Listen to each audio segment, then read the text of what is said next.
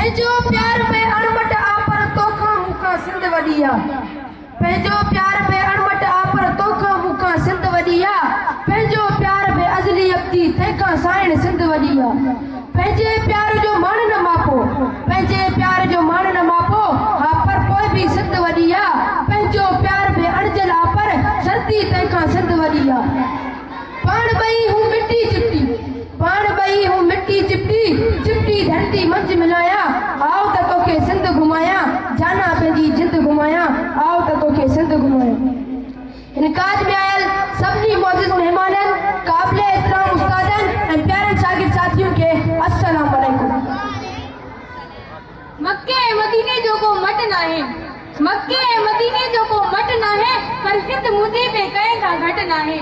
पहिरीं काबे ऐं क़िबले जो कलमो सिखाती, पहिरीं काबे ऐं क़िबले जो कलमो सिखाती, पर सिंध लाइ सोणो गीत लिखाती, ॿिन्ही लाइ हुब ऐं हिकिड़ी रखाती।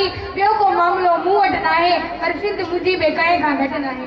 मुंहिंजी सिंध धरती जा बाशऊर, इंतहाई एहतराम, इज़त ऐं मान वारा उस्ताद साहिबान, सिंध धरती जा वारिसो, इन क़ौमी काज में कई आयल मौजूद मेहमान साहिबान ऐं मुंहिंजा प्यारा शागिर्द साथियो, और सभिनी खे नबीला जिन्हनि तरफ़ां अस्सलाम वालेकुम।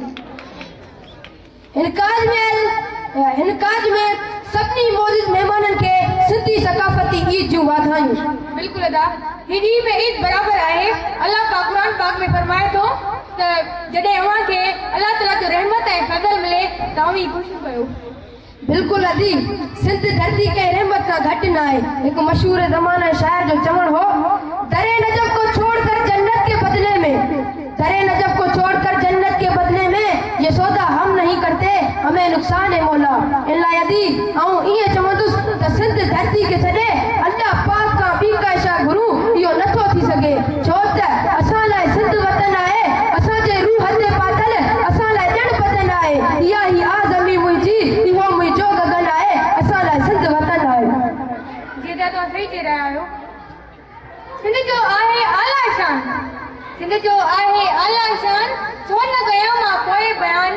दीन असांजो प्यारो प्यारो, दीन असांजो प्यारो प्यारो, साओ सावक वारो वारो, अजरक टोपी पंहिंजो मान, सिंध जो आहे आला शान, छो न कयां मां पोइ बयान। माण्हुनि जो जिते माल चरे थो, माण्हुनि जो जिते माल चरे थो, ॾिसंदे तन खे हाऊं धरे थो, जंहिं ते पंहिंजो आगु विरान, सिंध जो आहे आला शान, छो न कयां मां पोइ बयान।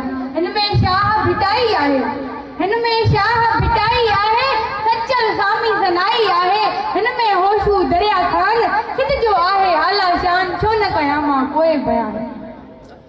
मोहब्बत ऐं बैठ हिकु अहिड़ो जज़्बो आहे जेको ज़ात पात रंग नसल तबक़ाती नंढ वॾाई जो मुहावरा हुजे थो।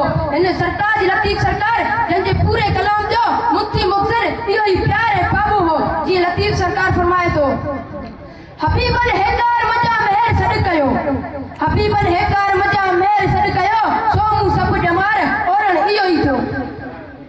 कमल पाड़ू पातार में भंवर भरे आकाश, कमल पाड़ू पातार में भंवर भरे आकाश, ॿिन्ही सदी ॻाल्हिड़ी राज़िक आंदी रास, तंहिं इश्क के शाबाश जंहिं ही मोहब्बती मेड़ा।